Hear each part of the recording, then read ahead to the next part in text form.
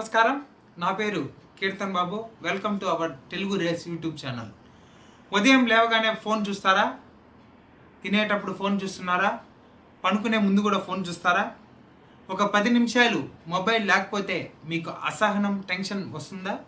అయితే ఈ వీడియో తప్పకుండా మీకోసమే. మనకు తెలియకుండానే మొబైల్ ఎడిక్షన్ మన జీవితాన్ని నెమ్మదిగా ప్రభావితం చేస్తుంది. ఈ రోజుల్లో చిన్నపిల్లల నుంచి పెద్దవాళ్ళ వరకు అందరి చేతుల్లో స్మార్ట్ ఫోన్ ఉంది. టెక్నాలజీ మన జీవితాన్ని సులభం చేసింది. కానీ అదే టెక్నాలజీకి బానిస అయితే చాలా ప్రమాదం కూడా ఉంది.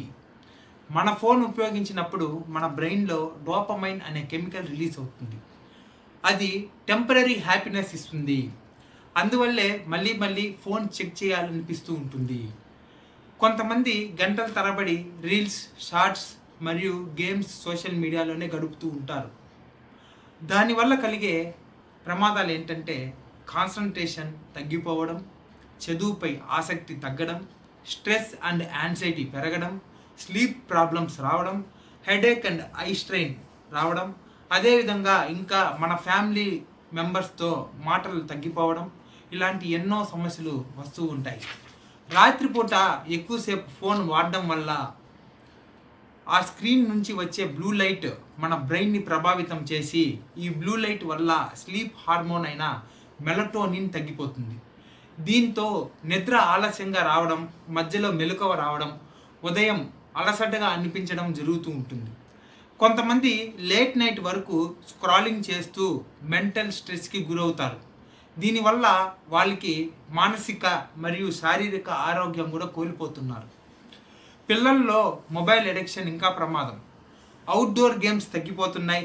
సోషల్ స్కిల్స్ కూడా పిల్లల్లో తగ్గిపోతున్నాయి. దీనికి సొల్యూషన్ ఏంటంటే అయితే మొబైల్ ఫోన్ని పూర్తిగా వదిలేయాల్సిన అవసరం లేదు. కానీ కంట్రోల్ చాలా ముఖ్యం. కొన్ని సింపుల్ హ్యాబిట్స్ ఫాలో అయితే చాలు. పనుకునే ముందు 1 గంట ముందు ఫోన్ వాడకండి. అన్నెసెసరీ నోటిఫికేషన్స్ అన్నీ కూడా ఆఫ్ చేయండి. డైలీ స్క్రీన్ టైం లిమిట్ పెంచుకోండి. ఫ్రీ టైంలో walking, reading, yoga, exercise, sports లాంటి అలవాట్లు పెంపొందించుకోండి. ఫ్యామిలీకి ఇంపార్టెన్స్ ఇచ్చి వాళ్ళతో టైం స్పెండ్ చేయండి.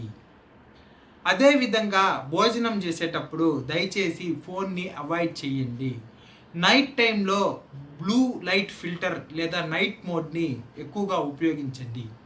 ఇలా చిన్న మార్పులు మీ ఫ్యూచర్లో పెద్ద సమస్యల నుంచి మిమ్మల్ని కాపాడుతూ ఉంటాయి.